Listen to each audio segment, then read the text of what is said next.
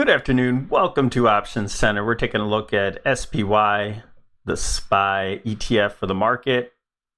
We're going to do that in multiple time frames, and we're going to go around the horn for QQQ, IWM, and the VIX.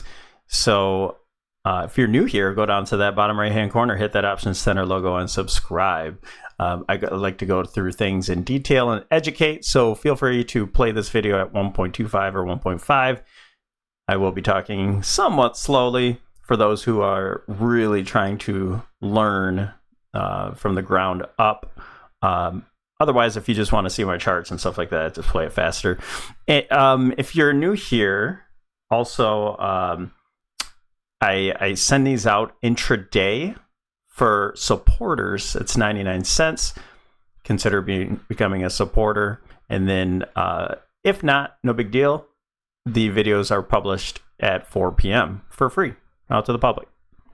So we have SPY on the monthly time frame. We're looking at 2000 trend line. Had a reversal off of at the top of 2022, 2021. This whole year of retracement there. Now we're making new highs right back into that resistance zone. I think this is a good zone for resistance. In the monthly time frame, we can get throw overs and such, perhaps even all the way up to some higher levels from this 2008 top. I think that's less likely, but we'll play it level by level. I think we're at a great resistance point at minimum for a retracement. And digging in deeper, we are getting that rejection off of this point. We're showing some weakness there.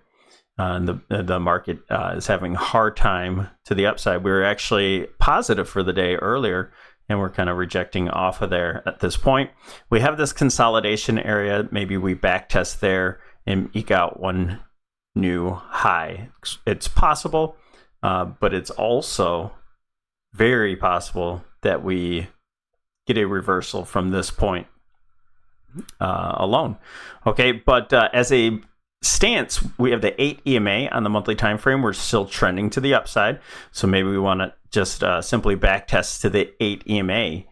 That would be the bottom of this consolidation zone. So the first on the shorter time frame would be trying to hold this 525 area, and then the bottom, which would still be bullish, would be holding the 500.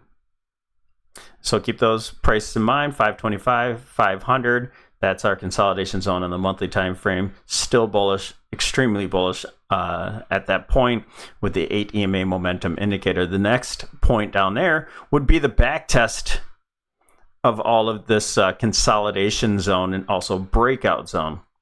And that's our trending indicator, which is the 20 moving average, the simple moving average on the monthly time frame. We'd still be in a bullish consolidation uptrend, even if we backtest this breakout area. So moving down to the weekly, and I'm not showing the indicators, you guys. I know that there's new people here, but we only have so much time in these videos, and the indicators are all negative divergence, okay, except for the daily. And so if price wants to go back up after a consolidation, then I think it will form that daily negative divergence and look for a much higher probable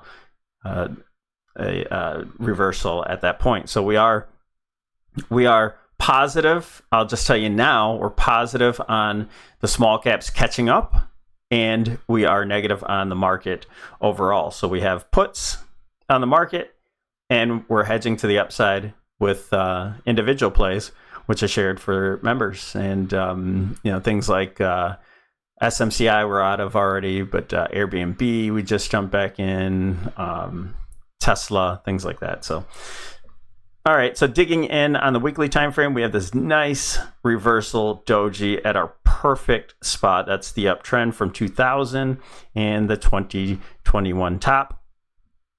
Also, we have this potential channel. This uptrend is a valid point, and I'll show you what we were looking at in the past at this being an expanded wedge. But here's a top point, and reversing off the top here as well. So this makes a lot of sense here. Now we have an uptrend line that we have to look out for, but this is a potentially a zone. We only have one touch here, so this is potentially a spot where we could get a reversal to over time. So I'm just kind of projecting this being out there along with that 50-week moving average here. But in the more near term, we might just come back to test this 8 EMA. The 8 EMA is our uptrend momentum on the weekly as well. It's on all time frames. And then we have the 20 simple moving average. So the trend is up, momentum's up. We might just look for a pullback. Now you have the 530 is a consolidation zone here, and that coincides with the 8 EMA. And then the 20, by the time we get down here, could be around that 525 that I was talking about. So maybe just a little bit lower. And so 525 looks like a good zone if we're going to continue this uptrend in the weekly time frame. Other than that, not much left. We have the 500 and then the 50 down low. A lot of time to think about this. So let's go down to the daily. Daily trend is our friend, and first we'll take a look at the daily technical analysis, the traditional technical analysis, which is all optical. So we have this rising wedge that we're filling out, and we're getting really tight in price here. So we have our 2000 trend line. We have the top of the wedge, which we got to, and we're reversing off there. We're just holding today the 8 EMA. I'm not sure if that's going to hold.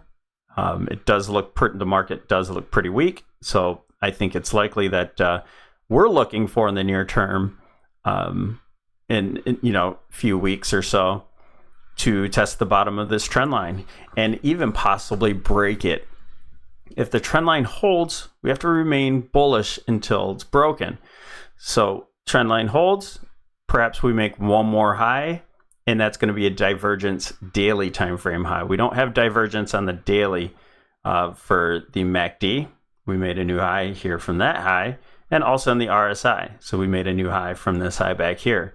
So this is, we're getting bearish on this slow still. It's a sell signal, which that's why we're bearish. Now, if I think it makes a lot of sense that if we get down here in price, hold this trend, and then we can make the possible next target, which would really get price action tight here for this wedge, and that would bring us up to about the 560 area if we kind of made an ending diagonal or something like that filled out the wedge and grinded up to the 560, 562. So where do we get these prices from?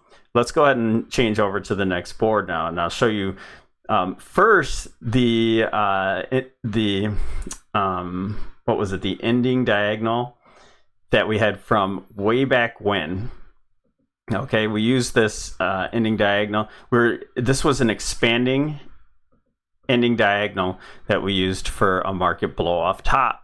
Now this, depending on how you want to count it, you can do different things. And we said the top was possibly here, and then we changed over to a regular ending diagonal on the real, but it really doesn't matter. This is working out perfect with this pattern either way. And if price wants to make one more ABC higher, if this is expanding ending diagonal, look at that. We have beautifully the 560 zone that I was talking about that would fill out that wedge just a little bit more. So let's see if price holds at some of these points here that we were talking about, and I'll show you the time into price zones where that could possibly happen. So if this is a shorter term correction and we grind to the upside right into this point, and that's specific. Now, a lot of times these are just projections. You see, I don't know how low it's going to go, but these are just projections here on how low. But if this time we have a time and price coming in, and that's the FOMC as well, right? So this end of July, if we can come into this at the end of July at the 560 and the top of this megaphone, that's an extremely probable reversal spot there. So we'll be looking out for that. Here's our other our look. Oh, how do we get this target here? You have the 2021 into 2022. We have the full length of that. So you get retracements up until the 100%. So you make a new high here. And now we're looking at the extensions. The 127, we already made it past, retested, and are going higher. And this is the 162, which is our final target. And I'll go through those. This is a lot busier, but this has our time relationships on it as well. So same thing. We're reversing in the more recent terms. Let me dig in a little closer. In the more recent term, we hit the target of 150% extension here. That could be the top. It's possible.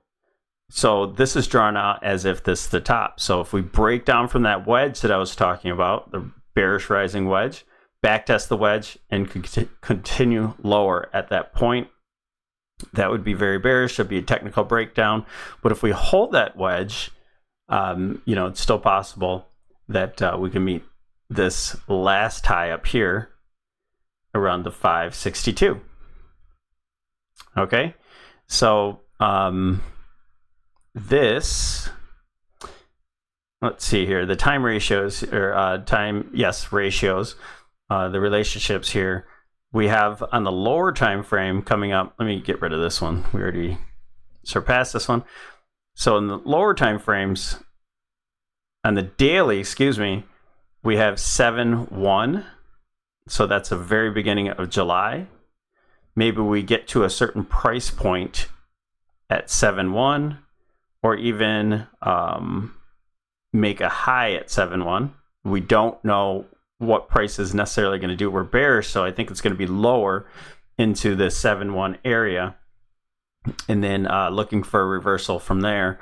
Now, depending on where price is when we get into the beginning of July, there will make a big difference on how we trade it. If we want to, let's go down to the lower time frames. Just keep in mind the July 1st. And then you have the 8th. There's two clusters there. And then towards the end of July, clearly, is one that we're looking for. We have a big cluster here at it's the end of July, about 725 to 726. So again, this can be up here during that, or it could be down here. So wherever price is going into those clusters, that's where we're going to look for a great trade possibility. I do think in the near term, let's go down to the 65 so I can show you what's going on. Traditional technical analysis. We have a time frame here. What we were looking at was anywhere from 626. I'm changing these real time to about 7.3 should be a good zone. So this is our zone that we're looking for a low. All right, so I do think that we get a low. We're looking at the time relationship being about 626 to about 7.3.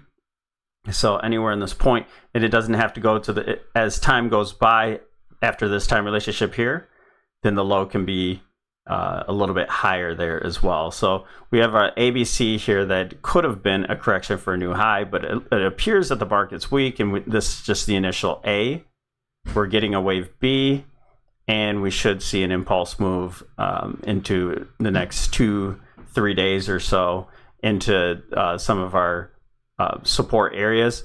And if we hold this trend line here, I think then we have a good chance of continuing to grind higher into those target areas up here, with FOMC being the target time and price.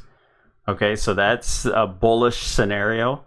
If we break this wedge here, it's still possible that we can go lower and then make a back test into some higher points. I just think that's less probable at this point. But if we break the wedge, then we have to start thinking a lot more bearish. All right, and that was the scenario I just showed you on the daily time frame. So we have a bull and bear scenario. I'm not predicting which one will happen. I think it's likely we get into our target area. So this is a good trade for us to the downside. And we'll be trading to the upside when and if we get to these lows. And if we start breaking them, then we'll have to clearly hedge.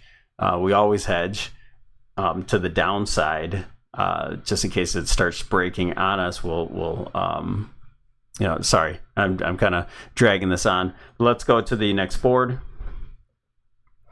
And here's where our time and price really comes in. We have a great cluster here at the 626. So that's the beginning of that zone there. And this is also the 382 retracement here at the 530. So that's why I drew this zone out here. And we have 7.3 with another cluster. So these are the two clusters that we're looking for. When price shows us its face and we're into the zone, maybe this is an A here, we get some sort of B, and we get a top here and a C. We don't know how it's going to play out. But with the traditional technical analysis, we know we have an uptrend. So if we get into 626 into our price zone, then we're going to go long for a long trade. Okay. Look for higher prices into the target zone, 560, 561. But when we get into this time ratio here, we'll be looking to see where price is at that point. Ultimately, we'll be looking at the end of August being a big place for us with the FOMC. And there's the 729. We'll start to work out more clusters in the future as we get highs and lows. So you can't, on the lower time frame, we can't get those clusters without getting highs and lows in it. Okay. So just understand that we're bearish here in the short term. We're looking for a bounce either in this cluster and or this cluster. So maybe we go lower and we start to form market structure to the upside again and get another low here, a higher low at 7.3. And then we continue higher above. Okay. And that's why we do those videos so often. So if we get a low here and perhaps we get a high here and then break down the wedge, then that's a whole nother story. Then we'll have to reform and revisit, what we're trading. Bullish until otherwise proven. Okay. I know I mean bullish for the up target, but bearish in this near term. VIX. For the VIX, we have sort of a channel here. I can bring this in a little bit because we don't touch this point here, but we're kind of playing with the top of that. Whoa, let's put that back. Kind of playing with this channel top in this zone here. I always like horizontal support resistance better. So we're holding on top of it so far at the 13. So the market clearly can see lower lows at this point while the VIX goes higher. So we're in a bullish stance here on the VIX in the near term. We do have some negative divergence right there. But this could go just a little bit higher and the market could get that low that we're looking for as long as it holds 13. If it starts to break down from this 13, then we know that the market is ready to start going a little bit higher at this point. All right, so right now we think in the near term with this breakout making higher highs and higher lows, I think price action goes a little bit higher. We have the options expect to move around 14. If it wants to spike to 15, then that we're getting that spike to probably the wedge bottom of SPY, and we'll be looking to buy at that point into one of these resistances for the VIX. QQQ. Qs have been weak, is dragging the market down. It could continue to do so, but maybe not in a straight line. Maybe we get a bounce and then lower there. But we continue to be weak on this. There's support at the 472. And then ultimately, I think we'll probably test into those same time references. We'll be looking to test the bottom of this wedge. And we'll see where that relates with SPY, probably both wedges. but we remain bearish on the Qs in the near term. IWM, we are bullish, showing some great relative strength here. We're in this bull flag.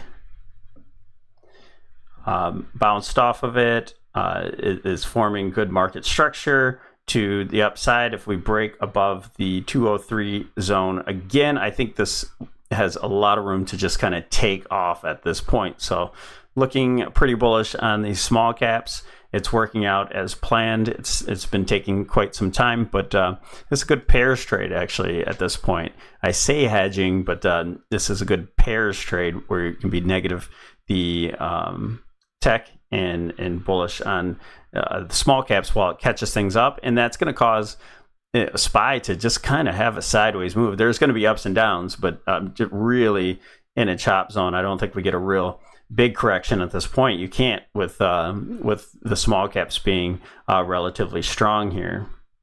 So this is where we're getting our trades to the upside for the small caps.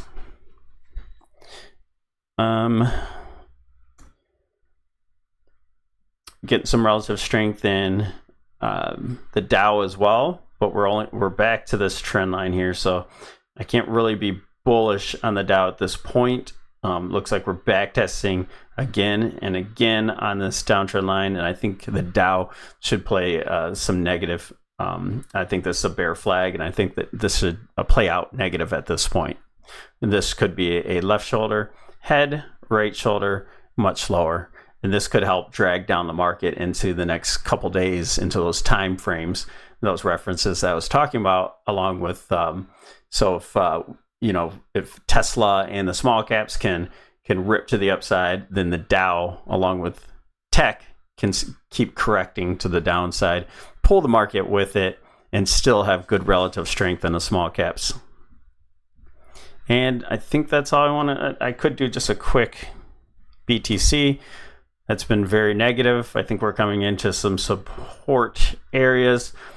Not real bullish on this, not after this move, but same position still kind of holds. We'll see how we end the day here. This big candle looking really bearish, trending downside, breaking through supports.